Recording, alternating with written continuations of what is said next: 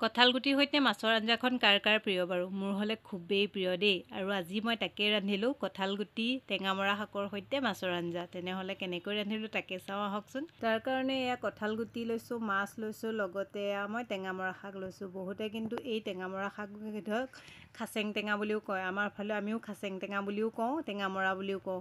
তাৰপিছত এইখিনি মই ভালদৰে চাফাকৈ ধুই ল'লোঁ।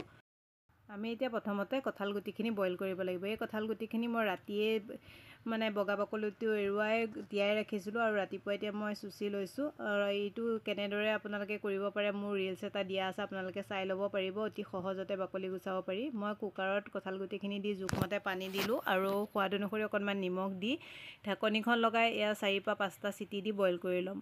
আৰু সেইখিনি বইল হয় ইফালে মই মাছত নিমখ হালধি অকণমান সানি লৈছোঁ আৰু সেইখিনি ছাইডত ৰাখি দিলোঁ। আৰু এতিয়া মই এই টেঙামৰা শাকখিনিও কাটি লৈছোঁ আৰু মই যিমানখিনি জোখত আপোনালোকৰ টেঙাটো খাব সেই অনুপাতে আপোনালোকে এই টেঙামৰা শাকটো দিব। মই অকণমান টেঙা বেছিকৈ ৰান্ধিম, সেইকাৰণে অকণমান বেছিকৈ দিছোঁ। আৰু আনফালে মই গেছত কেৰাহী এখন পাতি মই মাছ ফ্ৰাই কৰি আছোঁ। কেৰাহীটো অকণমান ইগন'ৰ কৰিব হা। কালাৰ কেৰাহীটো ইমান মাজিছোঁ যদিও চাফা কৰিব পৰা নাই, কিয় জানো কালাৰ হৈ উঠি গৈছে। মাছখিনি ফ্ৰাই কৰি হোৱাৰ পিছত এইপিনে কঁঠাল গুটিখিনিও বইল হৈ গ'ল। কঁঠাল গুটিখিনি মই মেচাৰ এডালৰ সহায়ত মেছ কৰি দিছোঁ। আনফালে এতিয়া মই এইখিনি তেল মাৰিবৰ কাৰণে মই কেৰাহীখন পাতি তেল দি দিছোঁ। তেলখিনি গৰম হোৱাত দি দিছোঁ আধা চামুচ গোটা সৰিয়হ, লগতে দি দিছোঁ পিঁয়াজ। পিঁয়াজখিনি অকণমান সময় ভাজি লোৱাৰ পিছত এতিয়া ইয়াত দি দিছোঁ মই অকণমান হালধি গুড়িখিনি দিয়াৰ পিছত অকণমান সময় ভাজি ল'লোঁ। এতিয়া ইয়াত দি দিলোঁ কাটি ৰখা টেঙামৰা শাকখিনি। টেঙামৰা শাকখিনি এতিয়া মই পিঁয়াজখিনিৰ লগত ভালদৰে কিছু সময় ভাজি ল'ম, যাতে টেঙামৰা শাকখিনি সিজি যায়।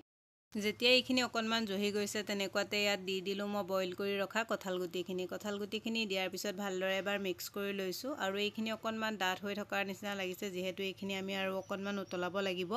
সেইকাৰণে এতিয়া ইয়াত মই কুকাৰটো আউখালি পেলাই অকণমান সৰহকৈ পানী দি দিছোঁ আৰু এতিয়া এইখিনি আমি কিছু সময় উতলিবলৈ দিম। যেতিয়া এইখিনি উতলি আহিছে তেনেকুৱাতে এতিয়া ইয়াত মই দি দিলোঁ ফ্ৰাই কৰি ৰখা মাছ কেইপিচ দিয়াৰ পিছত অকণমান এনেদৰে লৰাই দিলোঁ। লৰাই পেলাই এইখিনি ঢাকন দি মই কিছু সময় উতলাই লৈছোঁ আৰু কিছু সময় উতলাৰ পিছত চাওক এইখিনি পানীটো অকণমান কমি আহিছে আৰু ধুনীয়া এটা জোখত আহি গৈছে। এনেকুৱাতে এতিয়া মই গেছৰ ফ্লেমটো অফ কৰি দিছোঁ আৰু এয়া মোৰ কঁঠাল গুটি টেঙামৰা শাকৰ সৈতে ৰন্ধা মাছৰ আঞ্জাখন ৰেডি হৈ গ'ল।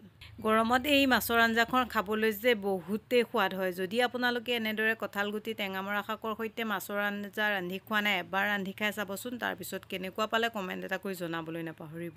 শেষত মোৰ আজি কঁঠাল গুটি টেঙামৰা শাকৰ সৈতে ৰন্ধা মাছৰ আঞ্জা ৰেচিপিটো চাই কেনেকুৱা পালে কমেণ্ট এটা কৰি জনাবলৈ নাপাহৰিব। যদি ভাল পালে লাইক, কমেণ্ট, শ্বেয়াৰ কৰাৰ লগতে মোৰ চেনেলটো ছাবস্ক্ৰাইব কৰি দিব। আজিলৈ বাই বাই।